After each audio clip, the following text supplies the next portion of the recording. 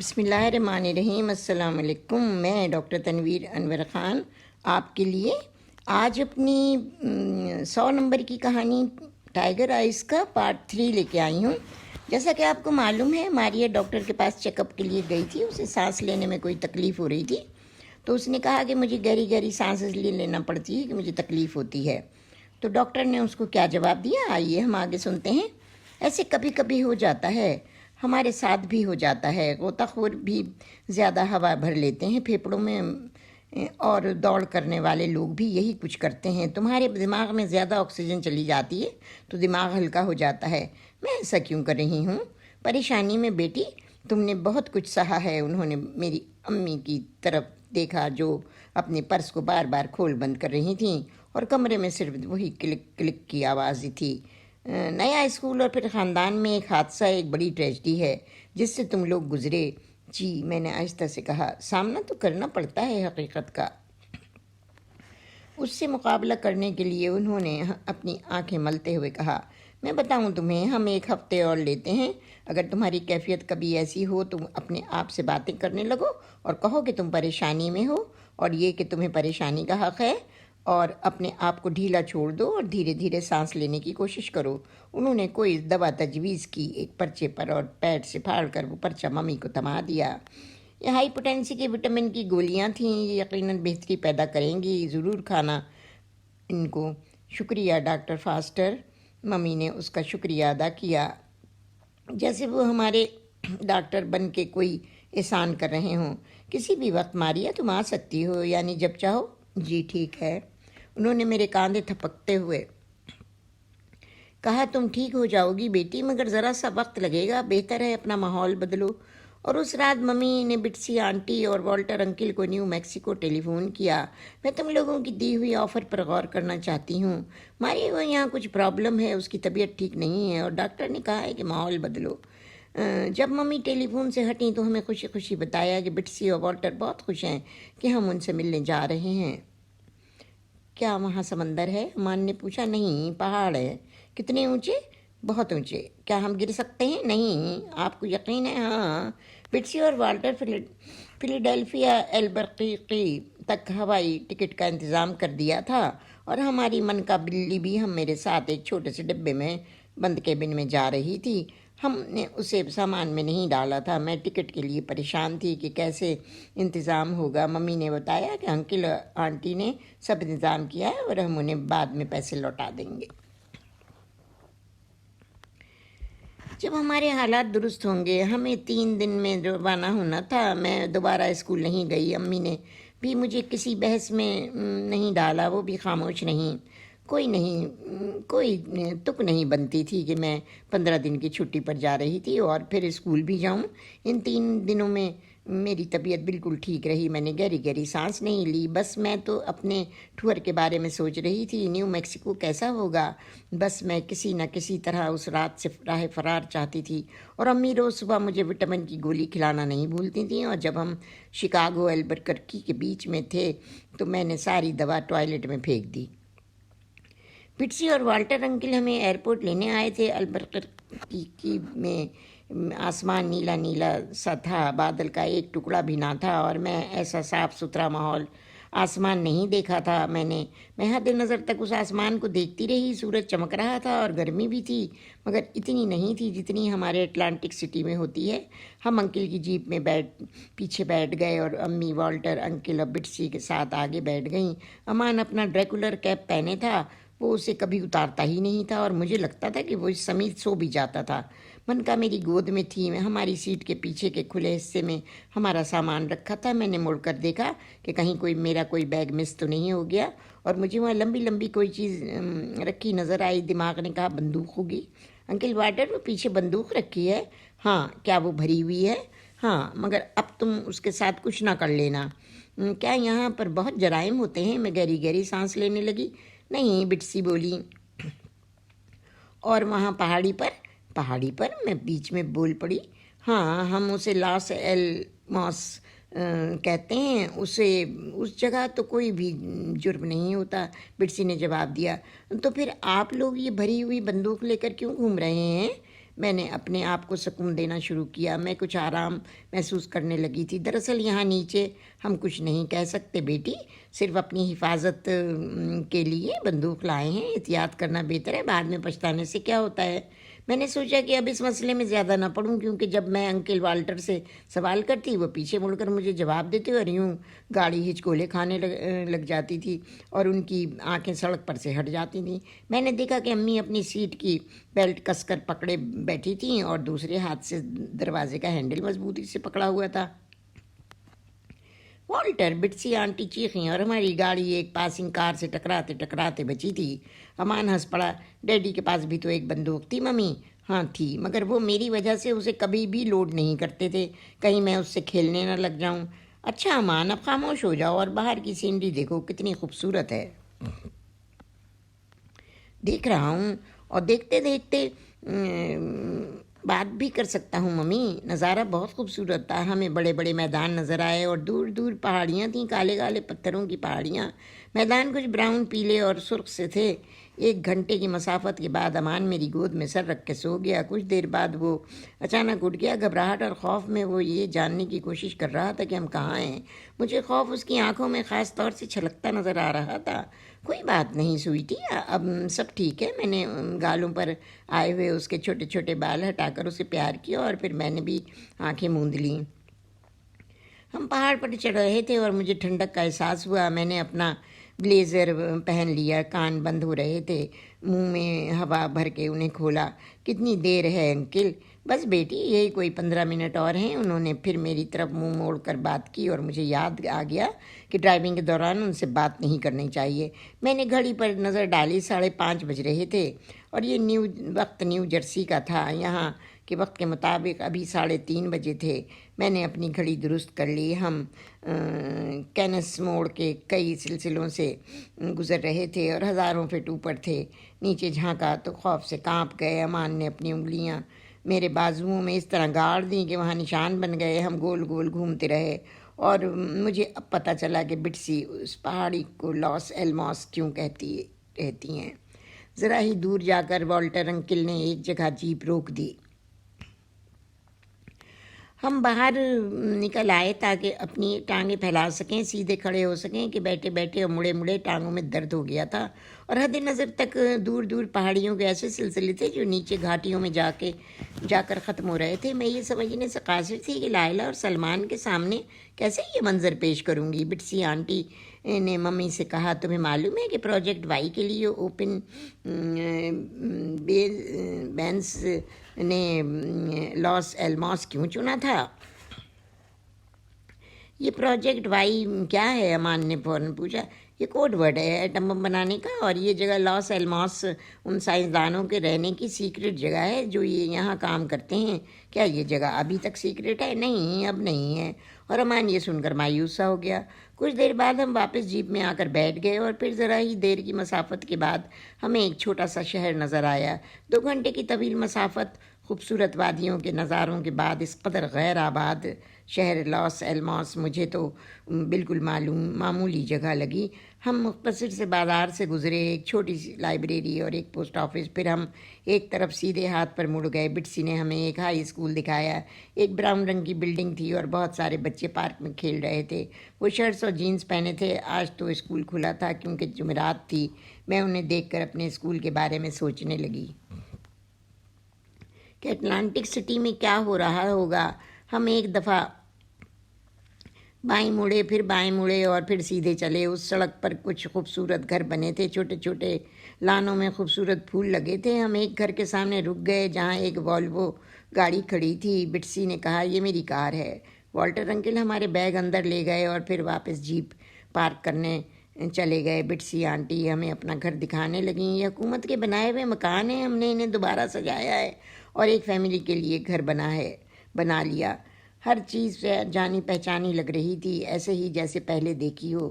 صرف فرق تھا تو پہاڑوں کا. اندر ایک بڑا سا لیونگ اور ڈرائنگ روم تھا. فرنیچر پرانے امریکن اسٹائل کا تھا اور کمرہ بڑا ہونے کی وجہ سے سامان تھوڑا لگ رہا تھا. آتش دان کے پاس ہی 2 صوفے پڑے تھے جن پر بڑے بڑے سے نوکیلے تکیے رکھے تھے. باورچی خانے میں بٹسی آنٹی نے فریزر کھولا۔ ہم ہر سال بیف لے لیتے ہیں، آنٹی نے کہا، اور ہم جھانکنے لگے کہ ہمیں شاید آدھی بیف نظر آ جائے، مگر وہاں کچھ بھی نہ تھا۔ کچھ پارچے تھے، قیمہ تھا، اور کچھ روسٹ کے لیے گوشت تھا۔ فروزن سبزیاں بھی پڑی تھیں، ہر چیز صفائی سے تھیلی میں لپٹی ہوئی تھی اور اس پر لیبل لگا ہوا تھا۔ پہلی منزل پر 2 پورشن تھے۔ بٹسی آنٹی نے ہمیں ہمارا پورشن دکھایا۔ اس میں 3 چھوٹے کمرے اور باتھ روم تھا، اور مجھے یہ گھر بالکل ویسا لگا جیسے ہمارا اٹلانٹک سٹی کا گھر تھا۔ دوسرے پورشن میں والٹر انکل اور آنٹی کا کمرہ اور ان کا باتھ روم تھا۔ 1 گھنٹے میں کھانا مل جائے گا، بٹسی آنٹی نے کہا۔ میں نے اپنے کمرے کا دروازہ بند کیا اور منکا کے ساتھ بستر پر کود گئی، مگر منکا تو لیٹنا ہی نہیں چاہتی تھی۔ اس نے بستر کی چادر پر گیند کی طرح بنے ڈیزائن سے کھیلنا شروع کر دیا۔ وہ بڑا خوبصورت شنائل کا بیڈ اسپریڈ تھا۔ میں نے چاروں طرف دیکھا تو ایک دیوار پر پرانے فوٹو لگے تھے۔ میں بڑی دیر تک انہیں دیکھتی رہی۔ تھوڑی ہی دیر میں احساس ہو گیا کہ وہ تصاویر میرے ڈیڈی کی فیملی کی تھیں۔ کبھی کبھی میرے دماغ سے یہ بات نکل جاتی تھی کہ بٹسی آنٹی میرے ابو کی بڑی بہن ہے۔ ایک پرانا سا بڑا صندوق میرے بیڈ کے پائیں رکھا ہوا تھا، جس پر افغانی چادر پڑی تھی۔ میں نے بڑے آرام سے افغانی چادر کو اتار کر طے کیا اور صندوق کھولا، مگر وہ تو خالی تھا۔ اگر یہ میرا بکس ہوتا تو میں اس میں اپنے سویٹر، کتابیں اور ڈائری وغیرہ رکھتی۔ میں نے اپنا سامان کھولا۔ مجھے لگا کہ سامان کو سیٹ کر کے میں آرام سے سو جاؤں گی۔ ڈریسنگ ٹیبل پر میں نے کنگھا وغیرہ رکھا، الماری میں سویٹر اور ڈریسز ٹانگے اور چاقو نکال کر اپنے تکیے کے نیچے رکھ دیا۔ پھر میں نے منکا کو گود میں اٹھایا اور نیچے بھاگی۔ باقی خاندان پہلے سے نیچے تھا۔ امان لان کی پچھلی طرف تھا اور ہوا میں فرسبی پھینک رہا تھا۔ امی پیر پھیلائے ایک لاؤنج چیئر پر بیٹھی کوئی مشروب پی رہی تھیں۔ والٹر انکل ایک شیف کا ایپرن پہنے برگر تیار کر رہے تھے اور بٹسی آنٹی اندر سے پلیٹیں لے کر جا رہی تھیں۔ یک مجھے بھوک سی لگنے لگی۔ شاید یہ برگر کی خوشبو تھی، ورنہ اتنی زیادہ بھوک مجھے کبھی بھی نہیں لگتی تھی۔ اس حادثے سے پہلے میں اتنا کھاتی تھی کہ موٹی ہو گئی تھی۔ میرا قد 5 فٹ 5 انچ اور وزن 101 پاؤنڈ تھا۔ اب میرا وزن گھٹ کے 95 پاؤنڈ رہ گیا تھا۔ والٹر انکل نے گوشت چیک کیا اور بولے، امان آ جاؤ، کھانا تیار ہے۔ وہ پیچھے کے لان سے دوڑا آیا اور ہم لکڑی کی میز کے گرد بیٹھ گئے۔ بٹسی آنٹی نے کہا، کیسا محسوس کیا اس جگہ کے بارے میں؟ بہت حسین ہے، ممی نے جواب دیا، مگر مجھے ایسا محسوس ہوا کہ امی کچھ خوابیدہ سی ہو رہی ہیں، جیسے وہ کسی اور چیز کے بارے میں سوچ رہی ہوں۔ بٹسی آنٹی نے ایک آہ بھر کے کہا، ماریا، تمہیں معلوم ہے کہ جب ہم نے یہ گھر خریدا تھا تو ہم اپنی ایک فیملی بنانا چاہتے تھے۔ کئی سال ہم نے درجنوں ٹیسٹ کرائے، مگر ہمارے ہاں اولاد ہی نہ ہوئی۔ کیوں والٹر، ٹھیک ہے نا؟ ہاں، ہم نے بہت علاج کرایا۔ آج کل تو بہت ہی نئے طریقے سے ہیں بیبی دنیا میں لانے کی، مگر ہم اس بات کے لیے بھی بہت لیٹ ہو گئے۔ مجھے اپنے والدین پر اشک آ رہا تھا کہ میں اور امان پیدا ہو گئے تھے۔ مجھے یہ حیرت ہو رہی تھی کہ انہوں نے کوئی بچہ گود کیوں نہیں لیا۔ اگر انہیں بچے کی بہت چاہ تھی تو وہ ایسا کر لیتے، مگر میں صرف سوچ کر رہ گئی، کچھ بول نہ سکی۔ میں نے اپنا ایک برگر کھایا اور پھر میں آلو کے سلاد کے ساتھ دوسرا لینے پہنچ گئی۔ وہ پیڑ دیکھو ماریا، آڑو کا پیڑ ہے، ہم نے اس وقت لگایا تھا جب ہم اس مکان میں شفٹ ہوئے تھے۔ کتنا خوبصورت ہے نا؟ جی بٹسی آنٹی، بہت خوبصورت ہے، ہم سب نے ایک ساتھ کہا۔ ہم بہت خوش ہیں کہ تم لوگ یہاں آئے، آنٹی نے امی کے بازوؤں کو تپاتے ہوئے کہا، اور ہم چاہتے ہیں کہ تم لوگ یہاں بہت وقت گزارو۔ آنٹی اس طرح سے بات کر رہی تھیں جیسے ہم یہاں چھٹیاں گزارنے آئے ہوں۔ ایسا لگ رہا تھا جیسے کچھ ہوا ہی نہیں اور سب کچھ ٹھیک ہے۔ کسی نے اس بارے میں ایک جملہ بھی نہ کہا کہ ہم یہاں کیوں آئے ہیں۔ میرے باپ کے بارے میں کسی نے ایک جملہ بھی نہ کہا۔ میٹھے میں اسٹرابیری آئس کریم پائی تھی جس میں کریکر لگے ہوئے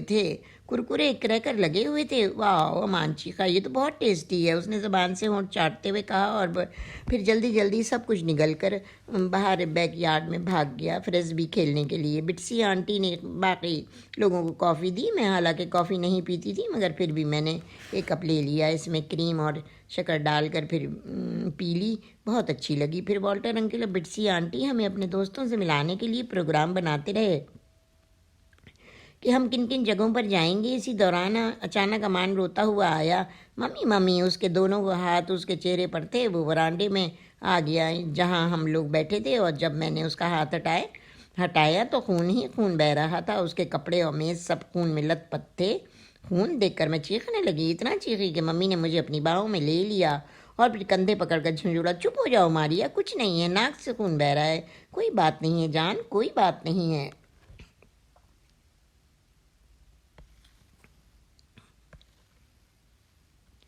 बिट्सी आंटी ने जल्दी से मेरे मुंह से गिलास लगा दिया। एक घूंट पियो बेटी। ये क्या है, मैंने बमुश्किल कहा। ये ब्रांडी है, एक घूंट लो, बेहतर महसूस करोगी, उन्होंने मुझे समझाना चाहा। मैंने एक घूंट पिया और मेरे हलक में आग सी लग गई, मुझे खांसी आ गई और फिर सिर्फ 3 घूंट पिए। इससे मुझे अपने पेट में कुछ गर्माहट महसूस हुई और मैं कुर्सी पर बैठकर नॉर्मल सांस लेने लगी। तुम्हें यकीन है तुम चीख सकती हो, अमान ने चिढ़ाया। उस वक्त वॉल्टर अंकल की गोद में था और उसकी गर्दन के पीछे कपड़े में लिपटा बर्फ़ का एक टुकड़ा रखा हुआ था। ये जगह बहुत ऊंचाई पर है बेटी, कुछ लोग जब पहली दफ़ा आते हैं तो उनकी नाक से खून बहने लगता है, ये अभी ठीक हो जाएगा, वॉल्टर अंकल ने समझाना चाहा। मैं ठीक हूँ मारिया, अमान ने दोहराया। क्या तुम समझ रही थी कि मैं मर जाऊँगा? नहीं, बिल्कुल नहीं।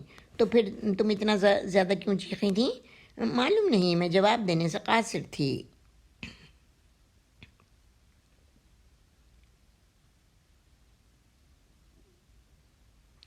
इसलिए खामोश हो गई। एक हफ्ते के बाद जब हम खाने की मेज़ के गिर्द बैठे थे तो मैंने बिट्सी आंटी से पूछा, क्या मैं एक साइकिल ले सकती हूँ कल के लिए? दरअसल मैंने 2 साइकिलें गैराज में देखी थीं। उन साइकिलों पर घर के पते के लेबल लगे थे जिन पर फ़ोन नंबर और सोशल सिक्योरिटी नंबर दर्ज था।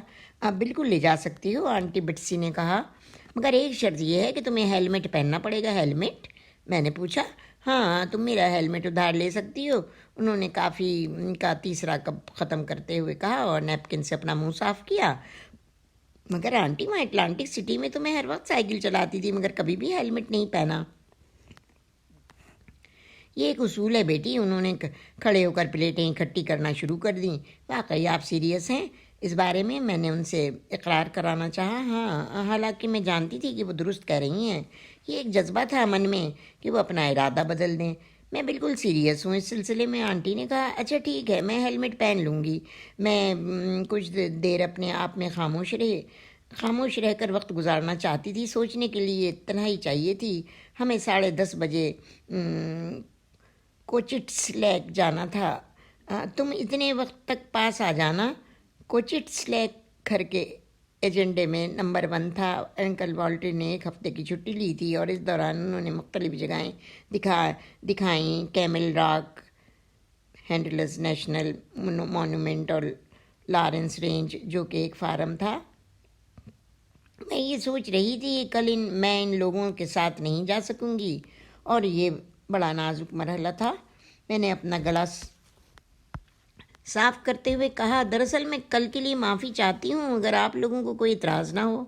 मैंने मेज़ के चारों तरफ देखा, मुझे मालूम नहीं कि सब क्या सोच रहे होंगे, मगर मैंने कहना शुरू कर दिया, बस मैं सिर्फ कल के रोज़ साइकिल पर घूमना चाहती हूँ और सन बात लूँगी।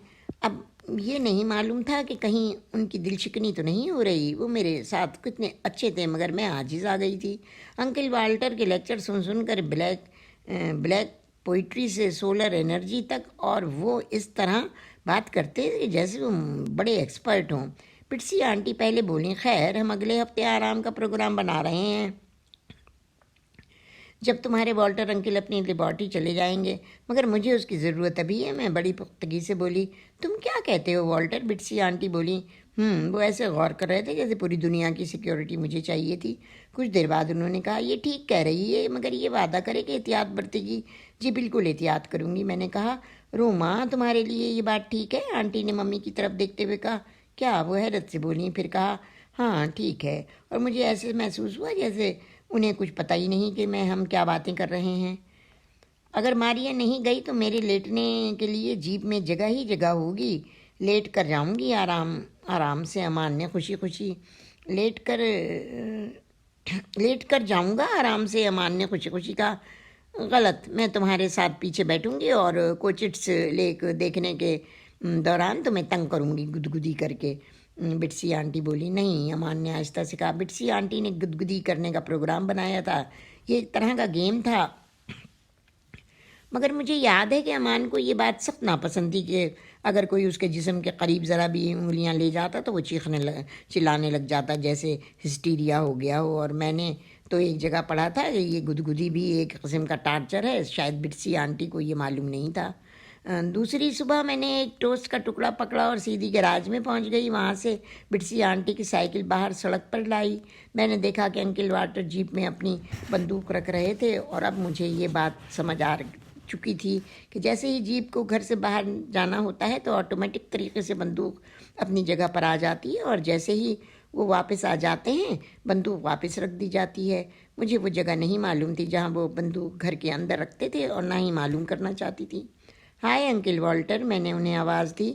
یاد رکھنا کہ تمہیں ٹریفک کے ساتھ چلنا ہے، اور یہی اصول تمہیں پہاڑی راستوں پر بھی اپنانا ہے۔ ٹریفک کے ساتھ، میں نے آہستہ سے دہرایا۔ اچھا بیٹی، بعد میں ملیں گے، انکل نے کہا۔ All right. گھر سے تو میں ہیلمٹ پہن کر نکلی تھی، مگر اس جگہ جب میں ٹائم اینڈ ڈرائیو پر پہنچی تو ہیلمٹ اتار دیا۔ اور اسی کے ساتھ میری یہ ٹائیگر آئز کی پارٹ 3 کہانی یہاں میں ناول اینڈ کرتی ہوں۔ تو ویورز، اگر آپ کو میرا ناول پسند آیا ہے تو پلیز پارٹ 1 پارٹ 2 بھی پڑھیے، اور اس پارٹ 3 کے بعد اب میں پارٹ 4 لے کے آپ کے لیے آؤں گی۔ تو آپ مجھے اجازت دیجیے۔ امید ہے آپ کو میرا یہ ناول پسند آ رہا ہوگا۔ اگر آپ کو پسند آ رہا ہے تو میرے چینل کو لائک کریں، سبسکرائب کریں، شیئر کریں، اور بیل کے آئیکن کو دبا دیجیے، کیونکہ پھر آپ نے پارٹ 4 بھی سننا ہے ٹائیگر آئز کا۔ مجھے اجازت دیجیے۔ اللہ حافظ۔